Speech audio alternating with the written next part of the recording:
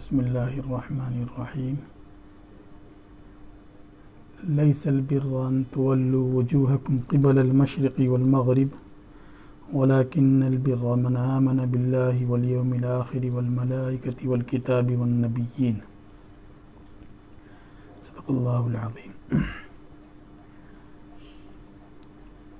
آج کی جو تراویح ہے وہ سیقول کے ربع سے تلک الرسول یعنی تیسرے پارے کے نصف تک ہے۔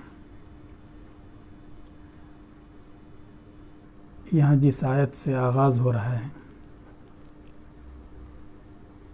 اس کا تعلق بھی کل والے ایک مضمون سے ہے۔ رسول اکرم صلی اللہ علیہ وسلم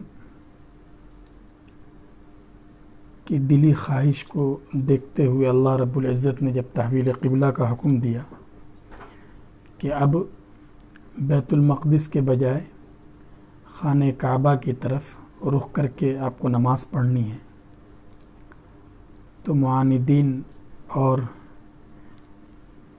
کچھ یہودیوں نے اس پہ شور مچایا اور کئی طرح کے کوسچن کیے، ان کے جوابات دیے گئے۔ اس آیت میں یہ تنبیہ کی جا رہی ہے کہ تم نے اس کو اس طرح بحث کا موضوع بنا لیا ہے کہ ایسا لگتا ہے کہ جیسے دین کا، نیکی اور بھلائی کا کام صرف مشرق یا مغرب کی طرف رخ کرنے میں ہی ہے۔ اصل یہ چیز نہیں ہے، اور نیکی اور اچھائی اسی میں منحصر نہیں ہے۔ اللہ رب العزت نے فرمائش کی بلکہ نیکی کی مختلف شکلیں ہیں۔ اس کے بعد اس آیت میں اس کی کئی شکلوں کو ذکر کیا گیا ہے، اور اس اعتبار سے یہ آیت انتہائی جامع آیات میں سے ہے، کیونکہ اس آیت کریمہ میں اعتقاد کا بھی تذکرہ ہے، یعنی جس کا تعلق عقیدے سے ہے، اور ایسے ہی معاملات کا بھی تذکرہ ہے، اخلاق کا بھی ذکر ہے، اور حسن معاشرت کی بھی تعلیم دی گئی ہے۔ تو آگے سورہ بقرہ تک جو مضامین بیان کیے جائیں گے ان سب کا خلاصہ گویا اس آیت میں موجود ہے۔ چنانچہ اللہ رب العزت نے فرمایا کہ نیکی صرف کسی خاص سمت کی طرف رخ کرنے میں ہی نہیں ہے کہ اسی کو موضوع بنا لو کہ رخ کس طرف ہو رہا ہے، بلکہ نیکی اور اچھائی کے کام تو یہ ہیں: من آمن باللہ والیوم الآخر والملائکۃ والکتاب والنبیین۔ آدمی ایمان لائے اللہ پر، یوم آخرت پر، فرشتوں پر، کتاب پر اور انبیاء پر۔ اس کا تعلق عقیدے سے ہے۔ وآت المال علی حبہ ذوی القربى، اور اس کے ساتھ ساتھ عبادت مالی کا بھی تذکرہ ہے کہ خرچ کریں، مال سے محبت کے باوجود رشتہ داروں پر خرچ کریں، انہیں اپنا مال دیں۔ علی حبہ کا مطلب ہی یہ ہے کہ مال سے محبت ہے، یہ نہیں کہ کسی مال کو بیکار سمجھ کر اسے غریبوں کو یا یہ کہ رشتہ داروں کو دے دیا، نہیں، اس مال سے محبت ہے، اس کی چاہت ہے، اس کے باوجود اس مال کو اللہ کے راستے میں خرچ کیا۔ یا بعض حضرات نے کہا کہ حبہ میں ہو ضمیر کا مرجع اللہ رب العزت کی ذات گرامی ہے، مطلب یہ ہے کہ اللہ کی محبت کی وجہ سے مال خرچ کرے، یعنی جو بھی خرچ کر رہا ہے وہ دکھلاوے کے لیے نہیں بلکہ اخلاص کے ساتھ اپنے خدا کو راضی کرنے کے لیے کر رہا ہے۔ وہ اپنا یہ مال دے رہا ہے رشتہ داروں کو، یتیموں کو، مسکینوں کو، مسافرین کو، مانگنے والوں کو، اور ایسے ہی غلام ہیں یا جنہیں اپنی گردن چھڑانے کے لیے مال کی ضرورت ہے، جو قرض کے نیچے دبے ہوئے ہیں، ان کو دے۔ وَأَقَامَ الصَّلَاةَ وَآتَى الزَّكَاةَ، تو مالی عبادت کا بھی تذکرہ ہے، اور اس کے ساتھ ساتھ نیکی اصل یہ ہے کہ آدمی نماز کا اہتمام کرے اور زکوٰۃ دے۔ تو اوپر جو مال خرچ کرنے کا حکم تھا، یہ زکوٰۃ کے علاوہ نفلی طور سے جو آدمی اپنا مال خرچ کرتا ہے اس کا تذکرہ تھا، اور زکوٰۃ کا حکم الگ سے دیا گیا ہے۔ اور اس لیے بھی کہ عام طور سے چونکہ لوگ زکوٰۃ تو ادا کر دیتے ہیں، یہ سمجھتے ہیں کہ یہ کمپلسری ہے، یہ فرض ہے، لیکن الگ سے ان کا بھی ذکر کیا گیا۔ نہیں، زکوٰۃ تو اپنے وقت پر ادا کرنی ہی ہے، لیکن اس کے علاوہ وقتاً فوقتاً اپنے رشتہ داروں کی بھی خبر۔ یہ یہود اور یہ مشرکین یہ صرف قبلہ کے مسئلے میں الجھے ہوئے ہیں کہ ادھر رخ کرنا چاہیے یا ادھر رخ کرنا چاہیے۔ والموفون بھی کرنے والے وہ لوگ ہیں جو جب کوئی عہد کرتے ہیں تو اس عہد کو پورا کرتے ہیں۔ بد عہدی اسلام میں بہت بڑا جرم ہے۔ لا ایمان لمن لا عہد لہ، کہ جس کے اندر اپنے عہد کو اور وعدے کو پورا کرنے کا اہتمام نہ ہو، گویا وہ ایمان سے خالی ہے۔ والصابرین فی الباساء والضراء وحین الباس، اور یہ تعلیم دی جا رہی ہے کہ اچھے لوگ، نیک لوگ وہ ہیں جو مصیبت میں، پریشانی میں اور کوئی بھی سختی کا موقع ہو اس موقع پر بھی صبر سے کام لیتے ہیں، بے صبرے نہیں ہو جاتے۔ اولئک الذین صدقوا، یہی لوگ سچے ہیں اور یہی لوگ اللہ سے ڈرنے والے ہیں۔ تو یہ نیکی کے کام کی یہ الگ الگ شکلیں ہیں۔ آدمی کا عقیدہ درست ہو، مالی اعتبار سے انسان اللہ کے راستے میں خوب خرچ کرنے والا ہو، ایسے ہی عبادت کے اعتبار سے مضبوط ہو، اس کے اخلاق درست ہوں، اگر وہ عہد کرے یا وعدہ کرے اس کو نبھائے، تو یہ چیزیں بہت زیادہ اہمیت رکھتی ہیں۔ صرف اس کی اہمیت نہیں ہے کہ عبادت میں رخ کس طرف ہو رہا ہے، وہ تو نماز جو ایک اہم اور فرض چیز ہے اس کا ایک جز ہے، اس کے ارکان میں سے ہے۔ یا ایھا الذین آمنوا کتب علیکم القصاص فی القتل، اس آیت میں اللہ رب العزت نے ایک خاص حکم کا تذکرہ کیا ہے۔ یہ حکم قصاص مطلب یہ ہے کہ اگر ایک آدمی کسی دوسرے آدمی کی جان لے لیتا ہے تو قرآن کریم کا حکم یہ ہے کہ اس قاتل کی بھی جان لی جائے گی۔ الحر بالحر والعبد بالعبد والانثى بالانثى، آزاد کی جان لی جائے گی آزاد کے بدلے، غلام کی غلام کے بدلے، اور عورت کی عورت کے بدلے۔ یعنی یہ نہیں ہو سکتا کہ مثلا کسی کے آقا نے کوئی جرم کیا، کسی کا قتل کر دیا، اور وہ اپنی جان چھڑانے کے لیے اپنے کسی غلام کو پیش کر دے کہ اس کی جان لے لی جائے، یا یہ کہ اگر مرد نے یہ جرم کیا ہے اور وہ کسی عورت کو پیش کر دے کہ میری طرف سے اسی کو قتل کر دیا جائے، ایسا نہیں ہو سکتا۔ شریعت میں یہ اعتدال بھی ہے اور انصاف کے پہلو کا بہت زیادہ خیال رکھا جاتا ہے۔ اس لیے کہا جو مجرم ہے، جو قاتل ہے، اسی سے انتقام لیا جائے گا۔ فمن عفی لہ من اخیہ شیء، البتہ اگر اس میں ایسا ہو جائے کہ جس کو قتل کیا گیا ہے اس کے ورثہ اور اس کے اولیاء اگر کچھ لے دے کر راضی ہو جائیں اور وہ قتل کو معاف کرنا چاہیں تو معاف کر سکتے ہیں، اور جو آپس میں معاملہ طے ہو، جو خون بہا طے ہو، جو دیت طے ہوتی ہے، اس کے مطابق ہی اس پر عمل کیا جائے گا اور دیت دے دی جائے گی۔ اللہ فرماتے ہیں یہ تمہارے رب کی طرف سے تخفیف ہے اور یہ رحمت ہے، ورنہ اصل تو یہ ہے کہ جب اس نے کسی کی جان لی ہے تو اس کی بھی جان لی جائے گی۔ فَمَنِ اعْتَدَى بَعْدَ ذَلِكَ فَلَهُ عَذَابٌ أَلِيمٌ۔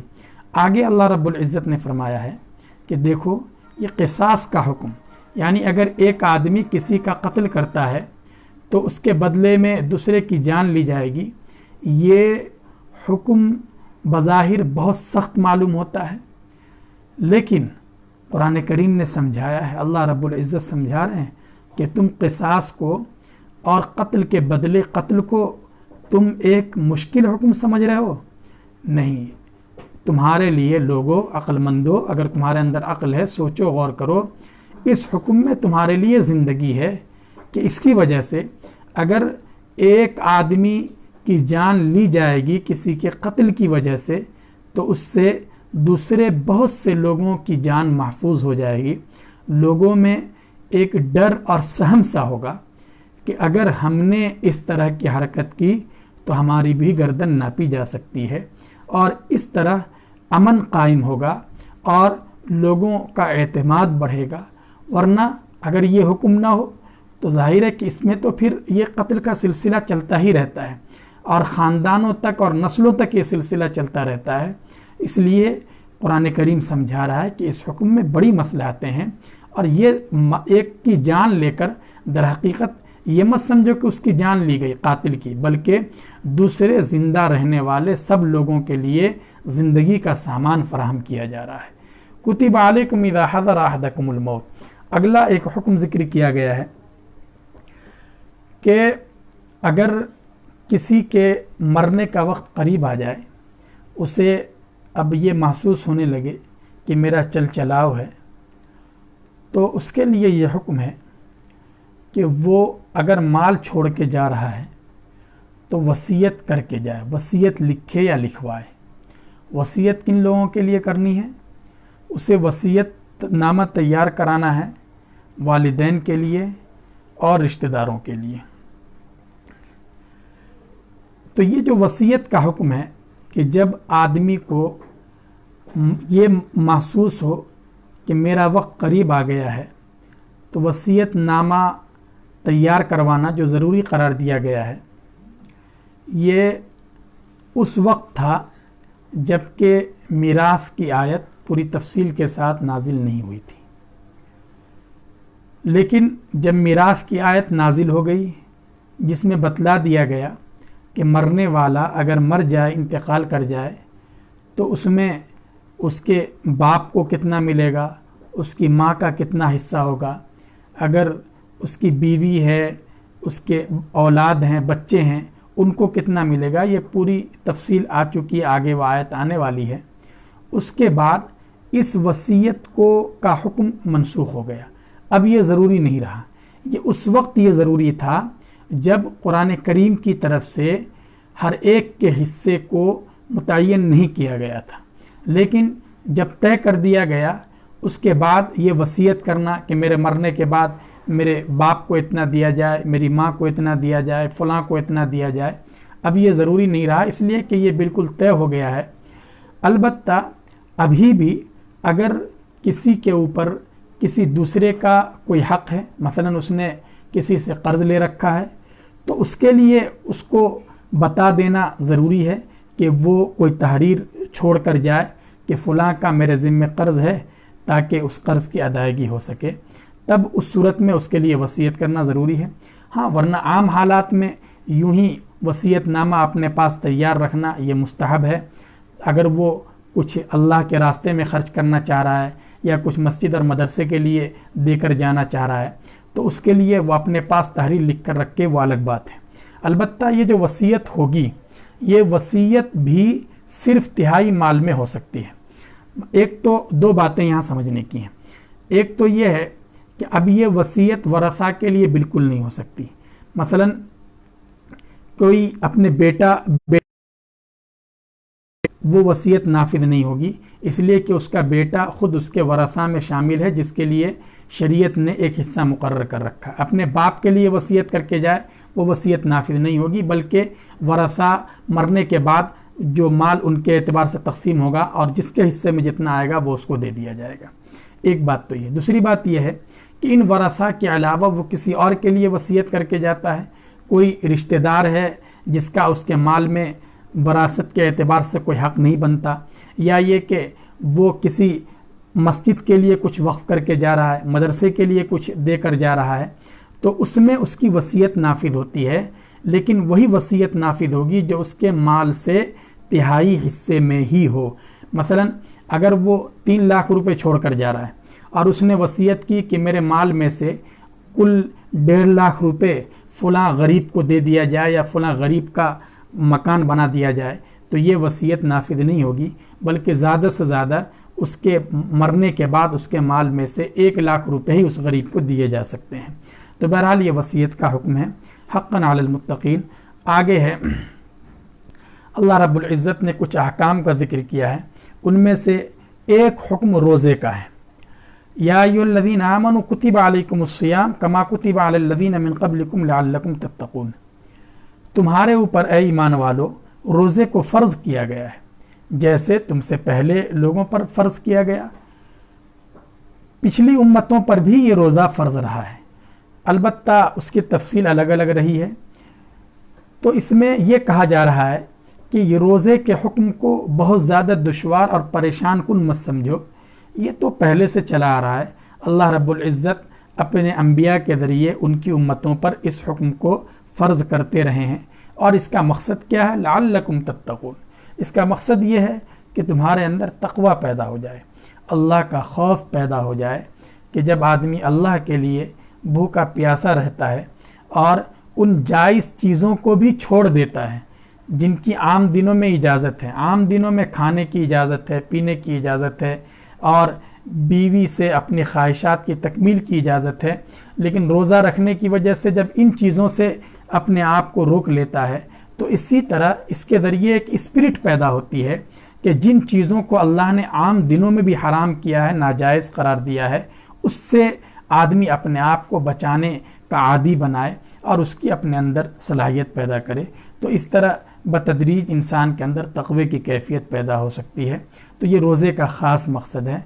अय्याम मादूदात, ये चंद दिन के रोज़े होते हैं, आगे कुछ तफसील भी है। फ़मन कान मिनकुम मरीज़न औ अला सफ़र, रोज़े से मुताल्लिक़ चंद मसाइल भी हैं कि अगर कोई बीमार है तो उसको ये इजाज़त दी जा रही है कि वो इन दिनों रोज़ा न रखे। यानी ऐसा बीमार है कि वो उसकी बीमारी बहुत बढ़ी हुई है, डॉक्टरों ने कह दिया है कि इसके लिए रोज़ा रखना बहुत ही घातक होगा, बहुत ज़्यादा परेशान कुन होगा, तो उसको ये इजाज़त दी जा रही है कि वो बाद में इन रोज़ों की क़ज़ा कर ले। या ऐसे ही अगर सफ़र में, तो सफ़र में भी इजाज़त दी गई है कि लेकिन सफ़र कोई भी, मसलन अगर कोई 2-4 किलोमीटर कहीं दूर चला जाए, 10 किलोमीटर 20 किलोमीटर, वो नहीं, बल्कि सफ़र से मुराद सफ़र शरई है। यानी 48 मील की जो मसाफत है, अगर इतनी दूर तक कोई जाने का इरादा कर रहा है या वहाँ गया है तो वो सफ़र में है। तो सफ़र में इंसान के साथ बाज़ मरतबा सहूलियात नहीं होती, परेशान कुन सूरत हाल होती है, तो इसलिए उसे भी इजाज़त दी गई है कि वो चाहे तो उस वक्त रोज़ा न रखे बल्कि बाद में क़ज़ा कर ले। वअलल्लज़ीना युतीक़ूनहु फ़िद्या ताअमु मिस्कीन, यहाँ ये कहा गया है कि वो लोग जो रोज़े की ताकत रखते हैं वो फ़िदिया दे सकते हैं, यानी गरीब को खाना खिला दें। ये जो आयत है, ये आयत शुरू में नाजिल हुई है और इसमें गोया इख्तियार दिया गया था कि अगर आदमी चाहे तो रोज़ा रख ले, पूरे दिन अल्लाह के लिए भूखा प्यासा रहे, और अगर चाहे तो वो रोज़े के बदले फ़िदिया दे दे। उस वक्त ज़ाहिर है कि बहुत ज़्यादा गुर्बत और परेशानी का आलम था और कई कई दिन का फाका होता था, कई कई दिन तक चूल्हा नहीं जल पाता था। तो उस वक्त फ़िदिया देना भी कोई आसान बात नहीं थी। बहरहाल लेकिन ये ऑप्शन था। लेकिन आगे जो आयत है, फ़मन शहीद मिनकुमुश्शहर फ़ल्यसुम, उलमा फरमाते हैं उस आयत की वजह से ये हुक्म अब ख़त्म हो चुका है, इसलिए कि उसमें आगे अल्लाह रब्बुल इज़्ज़त ने फरमा दिया कि जो भी रमज़ान के महीने को पाएगा उसे रोज़ा रखना ही है। अगर उसके अंदर रोज़ा रखने की ताकत है और इस्तिताअत है तो उसे रोज़ा रखना ही है और उसके पास कोई दूसरा ऑप्शन नहीं। तो इसलिए अब इस आयत का हुक्म अब ख़त्म हो गया, लिहाजा अब फ़िदिया सिर्फ वो लोग दे सकते हैं जो रोज़ा रखने की सकत नहीं रखते, यानी जो बीमार हैं। बीमार भी दो तरह के होते हैं, एक तो वो लोग हैं कि जिनको अभी टेम्परेरी कोई बीमारी है, मसलन किसी को बुखार है या किसी को कोई नज़ला है या आजकल बहुत सी बीमारियां चली हुई हैं और जिसकी वजह से मसलन वो रोज़ा नहीं रख सकते, डॉक्टर मना कर रहे हैं या कोई और परेशानी है। तो एक तो ऐसी बीमारी है, तो इस बीमारी की वजह से, इन बीमारियों की वजह से उन्हें फ़िदिया देने की इजाज़त नहीं है, इसलिए कि ये बीमारियां ऐसी हैं जिनके बारे में उम्मीद है कि ये बीमारी आज न कल ख़त्म हो जाएगी। अभी बुखार है और वो रोज़ा नहीं रख सकता, लेकिन रमज़ान के बाद इसकी तबीयत ठीक हो जाएगी, फिर रोज़ा रख सकता है। लेकिन कुछ बीमारियां और कमज़ोरियां ऐसी हैं कि जिनके बारे में उम्मीद यही है कि अब बज़ाहिर इसका ठीक होना मुश्किल है। जैसे एक आदमी बहुत ज़्यादा बूढ़ा हो चुका है, वो 90 साल की उम्र को पहुंच चुका है और वो तरह तरह की बीमारियों में मुब्तला है और वो लाइलाज बीमारियां हैं। उम्मीद नहीं है कि रमज़ान के बाद भी उसको ऐसी ताकत मिलेगी कि वो इन रोज़ों की क़ज़ा कर सके। तो ऐसे लोगों के लिए इजाज़त है कि वो रोज़ा रखने के बजाय फ़िदिया अदा कर दें। एक रोज़े की तरफ से एक फ़िदिया है, यानी सदक़े फ़ित्र में जो मिक़दार अदा की जाती है तकरीबन 2.25 किलो गेहूँ या उसकी कीमत गरीब को देना होता है, तो एक एक रोज़े के बदले में एक सदक़े फ़ित्र गोया अदा करना है। ये अल्लाह रब्बुल इज़्ज़त ने ये रुख़सत दी है। आगे की आयत में शहरु रमज़ान अल्लज़ी उन्ज़िल फ़ीहिल क़ुरआन हुदल लिन्नास व बय्यिनातिन मिनल हुदा वल फ़ुरक़ान, रमज़ान के महीना का ख़ास तौर से तज़किरा फरमाया है, चूँकि इससे पहले रोज़े का तज़किरा आया। रोज़ा ये रमज़ान के महीने में रखा जाता है और अल्लाह रब्बुल इज़्ज़त ने फरमाया कि रमज़ान का महीना ऐसा महीना है जिसमें कुरान करीम को अल्लाह रब्बुल इज़्ज़त ने नाजिल किया है। पिछली जो किताबें हैं, अहादीस से पता चलता है कि पिछली किताबें भी तौरात, इंजील, ज़बूर और अंबिया पर जो सहाइफ नाजिल हुए, ये किताबें भी अल्लाह रब्बुल इज़्ज़त ने ख़ास रमज़ान के महीने में ही नाजिल की हैं। इससे रमज़ान की अहमियत का पता चलता है।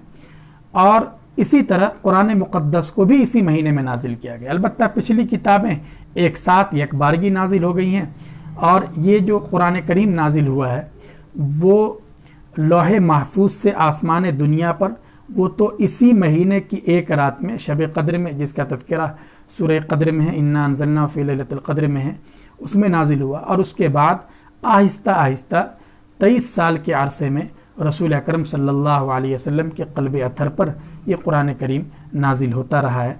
आगे भी रमज़ान से मुताल्लिक़ कुछ अहकाम हैं। और उसके बाद अल्लाह रब्बुल इज़्ज़त ने फरमाया वइज़ा सअलका इबादी अन्नी फ़इन्नी क़रीब, मेरे बंदे जब मेरे मुताल्लिक़ आपसे कुछ पूछते हैं, सवाल करते हैं, तो मैं तो करीब हूँ। ये एक सहाबी हैं, उन्होंने रसूल अकरम सल्लल्लाहु अलैहि वसल्लम से सवाल किया था कि या रसूल अल्लाह, आप ये बताइए कि अल्लाह रब्बुल इज़्ज़त हमसे करीब हैं कि हम दुआ आहिस्ता करें, या ये कि हमसे दूर हैं कि हम खूब ज़ोर ज़ोर से और बुलंद आवाज़ में दुआ मांगें।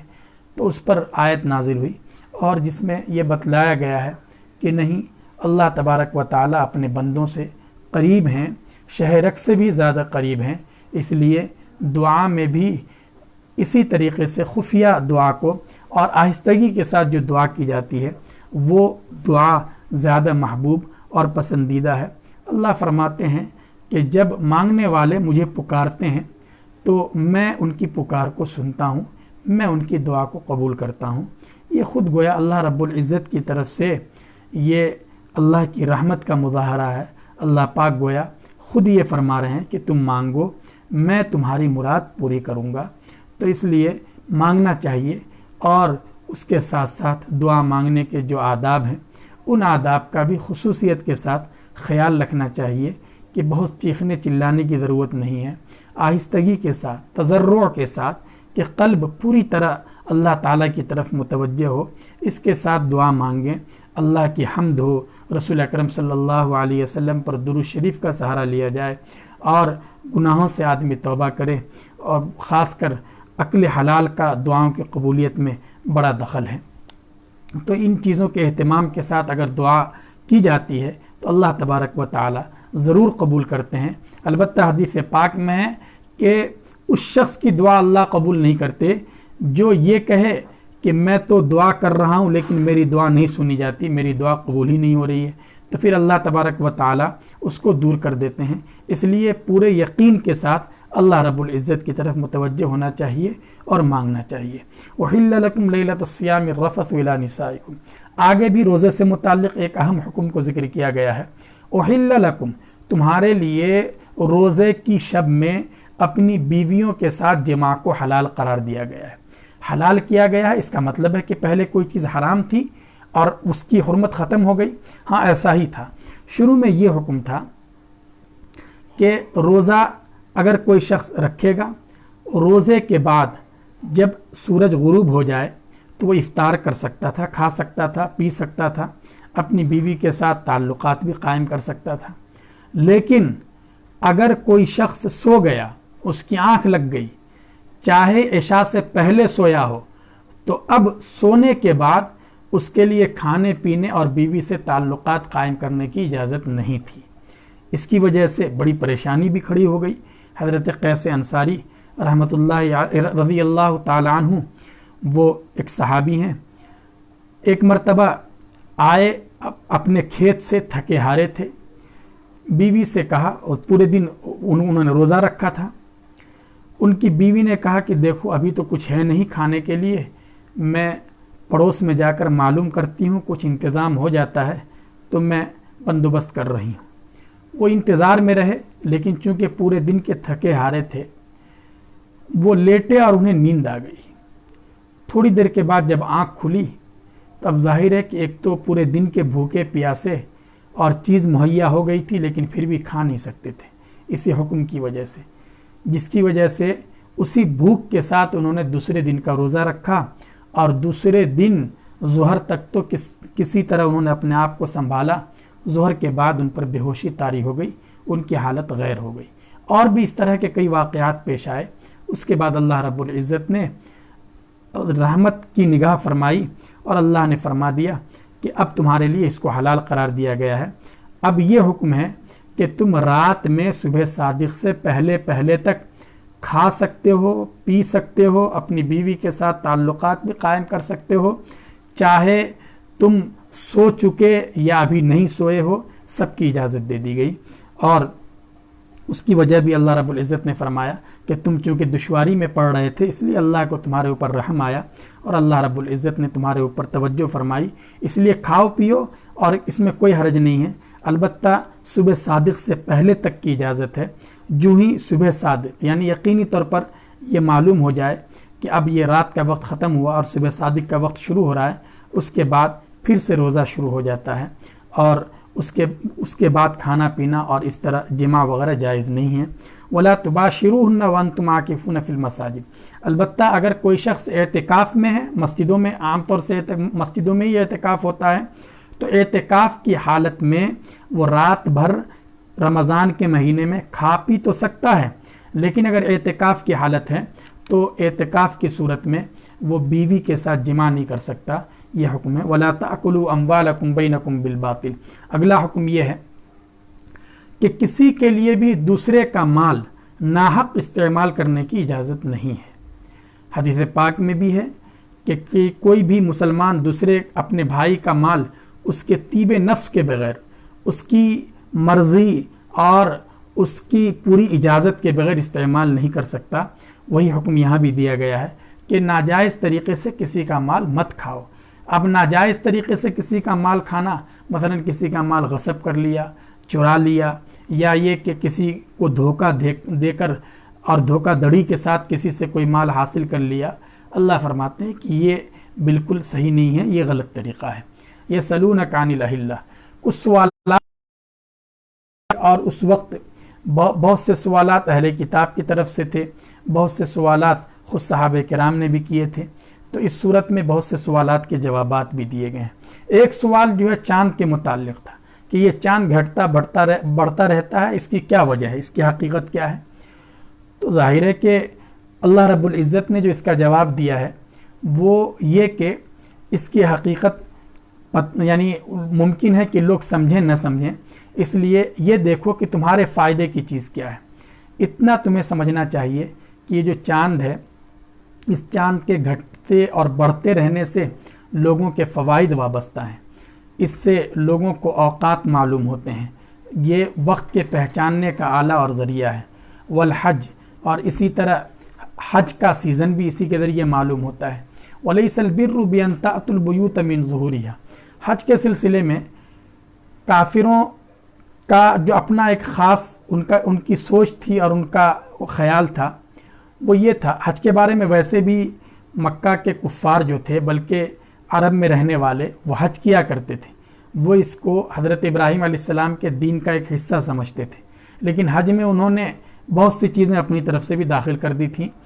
تو ان کی بھی قرآن کریم نے جگہ جگہ پر اصلاح کی ہے۔ انہی میں سے ایک یہ تھا کہ اگر کسی نے حج کا احرام باندھ لیا، حج کا احرام ظاہر ہے کہ آج کل بھی لوگ احرام باندھتے ہیں، اس کے بعد حج کے لیے جاتے ہیں، اور حج کے احرام کا مطلب صرف 2 چادر پہن لینا نہیں ہے، بلکہ حج کی نیت کے ساتھ جب آدمی تلبیہ پڑھتا ہے تب وہ گویا احرام میں آ گیا۔ تو ان کے زمانے میں دستور یہ تھا اور ان کا خیال یہ تھا، ان کافروں کا، مکے کے مشرکین کا، کہ اگر ہم نے حج کا احرام باندھ لیا اور پھر احرام باندھنے کے بعد اگر کسی ضرورت سے گھر میں آنا ہوا تو وہ مین گیٹ سے آنے کو پاپ سمجھتے تھے، بلکہ وہ اس کے لیے گھر کے پیچھے کوئی راستہ بناتے اور اس سے آتے تھے اور اس کو نیکی کا کام سمجھتے تھے۔ قرآن کریم نے اس کی اصلاح کی ہے کہ اس کا تعلق نیکی سے نہیں ہے، نیکی تو اصل یہ ہے وَلَكِنَّ الْبِرَّ مَنِ اتَّقَى، کہ تمہارے دل میں اللہ کا خوف ہو۔ وَأْتُوا الْبُيُوتَ مِنْ أَبْوَابِهَا، تم احرام کے بعد بھی گھر کے دروازے سے اور سامنے سے گھر میں آ سکتے ہو، اس میں کوئی حرج نہیں ہے۔ وَقَاتِلُوا فِي سَبِيلِ اللَّهِ الَّذِينَ يُقَاتِلُونَكُمْ وَلَا تَعْتَدُوا إِنَّ اللَّهَ لَا يُحِبُّ الْمُعْتَدِينَ، اس میں جہاد کا حکم ہے، اور خصوصیت کے ساتھ اگلی آیات میں بھی کہا گیا ہے کہ تم انہیں جہاں پاؤ ان کو قتل کر دو۔ یہ سمجھنے کی ضرورت ہے کہ ظاہر ہے کہ مکۃ المکرمہ میں 13 سال تک مسلمانوں پر بہت زیادہ مظالم کے پہاڑ توڑے گئے، لیکن اس وقت بھی جہاد کی اجازت نہیں دی گئی تھی۔ صحابہ کرام نے برداشت کیا اور صبر سے کام لیا۔ مدینہ منورہ آنے کے بعد جہاد کی اجازت دی گئی ہے اور وہ آیات آگے آ بھی رہی ہیں۔ یہاں جو خاص طور سے یہ کہا جا رہا ہے کہ تم ان کو قتل کرو اور ان کے ساتھ جہاد کرو، یہ خصوصیت کے ساتھ ان کافروں کے بارے میں ہے جو صلح حدیبیہ کے بعد مسلمانوں کے راستے میں آ گئے تھے۔ سن 6 ہجری میں رسول اکرم صلی اللہ علیہ وسلم عمرے کی نیت سے تشریف لے گئے مکۃ المکرمہ، لیکن کافروں نے آپ کا راستہ روک دیا اور آپ کو عمرہ نہیں کرنے دیا، اور پھر بہت ہی سخت شرائط پر جو بظاہر مسلمانوں کے خلاف تھی وہ صلح ہوئی۔ اس صلح کے بعد یہ طے ہوا کہ اگلے سال مسلمان آ کر عمرہ کریں گے۔ اگلے سال جب مسلمان جانے لگے تو انہیں یہ ڈر ہوا کہ کہیں ایسا نہ ہو کہ یہ عہد شکنی کریں اور یہ ہمارے اوپر حملہ کر دیں۔ تو اس موقع کی یہ آیات ہیں کہ تمہیں قتال کے سلسلے میں یعنی اپنی طرف سے آغاز نہیں کرنا، شروعات نہیں کرنی ہے، لیکن اگر وہ خود تمہارے راستے میں روڑا اٹکاتے ہیں اور وہ تمہاری جان کے درپے ہو جاتے ہیں تو تم بھی قتال کرو اور ان کا مقابلہ کرو، اور ان کو قتل کرنے میں بھی کوئی حرج نہیں ہے، اور اس لیے کہ قتل سے بڑھ کر فتنہ ہے جو فتنہ انہوں نے برپا کر رکھا ہے۔ تو یہ خاص اس واقعے کے پس منظر میں یہ حکم ہے، اور اس کے بعد آگے اللہ نے فرما بھی دیا ہے وَقَاتِلُوهُمْ حَتَّى لَا تَكُونَ فِتْنَةٌ وَيَكُونَ الدِّينُ لِلَّهِ، کہ قتال کرو، جہاد کرو تاکہ یہ فتنہ ختم ہو جائے اور دنیا میں امن قائم ہو جائے اور پورا دین یہ اللہ کے لیے ہو جائے۔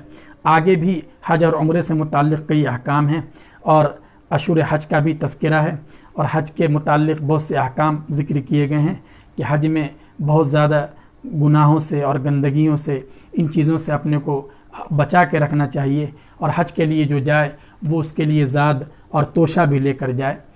اس کے بعد اچھے لوگوں کا بھی تذکرہ کیا گیا ہے، اور حج کے دنوں میں بھی خصوصیت کے ساتھ اس دعا کا بھی تذکرہ ہے ربنا آتنا فی الدنیا حسنہ وفی الآخرۃ حسنہ وقنا عذاب النار۔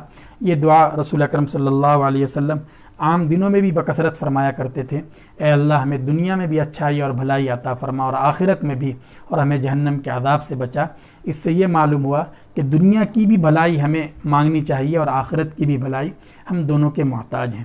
اس کے بعد اگلی آیات میں یہ آدھے پارے سے جو آیات شروع ہو رہی ہیں اس میں پھر بنی اسرائیل کا کچھ تذکرہ ہے، اور اس کے بعد اگلی آیت میں یہ کہا گیا ہے کہ یہ جو دین ہے، دین تو طلاق کے بھی کچھ مسائل ذکر کیے ہیں، اور طلاق کے سلسلے میں الطلاق مرتان فرمایا ہے کہ 2 ہی مرتبہ طلاق رجعی ہے، یعنی ایک مرد اگر اپنی بیوی کو طلاق دے رہا ہے تو ایک مرتبہ اس نے کہا میں نے طلاق دی تو رجوع کر سکتا ہے، دوسری مرتبہ کہا تو رجوع کر سکتا ہے، اس کے بعد کہا گیا ہے اس کی تیسری طلاق ہو گئی تو اب وہ اس کو رجوع کرنے کا حق نہیں رہتا ہے، ورنہ پہلے عربوں میں یہ تھا کہ وہ 10-20 طلاق دے رہے ہیں اور پھر اس کے بعد بھی رجوع کر لیا کرتے تھے۔ اور اس کے بعد پھر کہا گیا ہے کہ اگر وہ عورت بائن ہو جاتی ہے اور اس کے بعد اگر یہ صورتحال پیدا ہوتی ہے تو اور وہ پھر سے اس سابقہ شوہر کے پاس آنا چاہتی ہے یا سابقہ شوہر اس سے اگر نکاح کرنا چاہتا ہے تو اس کے لیے ضروری ہے کہ وہ عورت پہلے کسی اور سے نکاح کرے اور وہاں اس کو طلاق ہو اور عدت کے جو احکام ہیں وہ سارے احکام ہوں، اس کے بعد ہی پھر سے اس کے ساتھ نکاح ہو سکتا ہے۔ تو یہ طلاق کے بھی متعلق احکام ہیں، رضاعت کے متعلق احکام ذکر کیے گئے ہیں، اور اسی طرح اس پارے کے آخر میں طالوت اور جالوت کا بھی تذکرہ ہے۔ حضرت داؤد علیہ السلام نے جالوت جو ظالم بادشاہ تھا اس کو قتل کیا تھا، اور حضرت داؤد کو اللہ رب العزت نے خاص حکومت اور حکمت اور سلطنت سب کچھ عطا کی تھی، اس کا تذکرہ۔ تیسرا پارہ شروع ہو رہا ہے، تیسرے پارے میں پہلے ہی صفحے پر آیت الکرسی ہے، اللہ لا الہ الا هو الحی القیوم۔ اس کو آیات کا سردار سیدہ قرار دیا گیا حدیث پاک میں۔ اس میں اللہ رب العزت کی صفات کو بڑی قوت کے ساتھ ذکر کیا گیا ہے کہ اللہ جتنے برائی کی صفات ہیں، ان سے کمی کی جو چیزیں ان سے بالکل پاک ہیں، اور اللہ کی اجازت کے بغیر کوئی سفارش بھی نہیں کر سکتا، اللہ کو ہر چیز کا علم ہے۔ تو یہ آیت الکرسی کہلاتی ہے اور بہت ہی فضیلت اور عظمت والی ہے۔ اس کے بعد لا اکراہ فی الدین، دین میں کوئی زبردستی نہیں ہے، یعنی اگر کوئی اسلام قبول نہ کرے تو زبردستی اس کو مسلمان نہیں بنایا جائے گا۔ ہاں البتہ اگر کوئی مسلمان ہو گیا تو مسلمان ہونے کے بعد جو دین کے احکام ہیں وہ احکام تو احکام کو انہیں فالو کرنا پڑے گا اور اس کو ماننا پڑے گا، لیکن صرف زبردستی کسی کو مسلمان نہیں بنایا جائے گا۔ اس کے بعد نمرود کا تذکرہ ہے، حضرت ابراہیم علیہ السلام کے ساتھ نمرود کا جو مکالمہ تھا اس کا بھی ذکر کیا گیا ہے کہ نمرود نے لوگوں پر بڑے مظالم کے پہاڑ توڑ رکھے تھے اور اپنے آپ کو خدا سمجھتا تھا، اور وہ مکالمہ یہاں ذکر کیا گیا ہے کہ اللہ کے نبی حضرت ابراہیم علیہ السلام نے نمرود سے کہا کہ اللہ تو وہ ہے جو مارتا اور جلاتا ہے۔ تو نمرود تھوڑا خر دماغ کا تھا، اس نے 2 آدمیوں کو بلایا، 2 قیدی اس کے قید میں تھے، اور ایک قیدی تھا اور ایک بے قصور آدمی تھا۔ بے قصور کو قتل کروا دیا اور جو قصوروار تھا، مجرم تھا، اس کو آزاد کر دیا۔ تو اس نے کہا کہ دیکھو میں بھی مارتا ہوں اور جلاتا ہوں، زندگی عطا کرتا ہوں۔ تو حضرت ابراہیم علیہ السلام سمجھ گئے کہ یہ ایسے اس کی بات سمجھ میں نہیں آئے گی۔ تو حضرت ابراہیم علیہ السلام نے کہا کہ میرا تو خدا وہ ہے جو سورج کو مشرق سے نکالتا ہے، اگر تم واقعتاً خدا ہو اور تم بھی رب ہو، تم اسے مغرب سے نکال کے دکھاؤ، پچھم سے نکال کر دکھاؤ۔ فبہت الذی کفر، تو وہ نمرود بالکل ہکا بکا رہ گیا اور اس سے کوئی جواب نہیں بن پڑا۔ اس کے بعد حضرت عزیر کا بھی تذکرہ، حضرت ابراہیم علیہ السلام کا بھی تذکرہ ہے کہ اللہ رب العزت نے ان کو یہ معجزہ بھی عطا کیا جس سے اللہ کے قدرت پر ان کا اور یقین بڑھ گیا کہ چند پرندوں کو الگ الگ کر کے، اس کے اجزاء الگ الگ کر کے انہوں نے الگ الگ حصے پر رکھا اور پھر سب کو بلایا تو اللہ نے سب کو پھر سے زندگی عطا کر دی تھی۔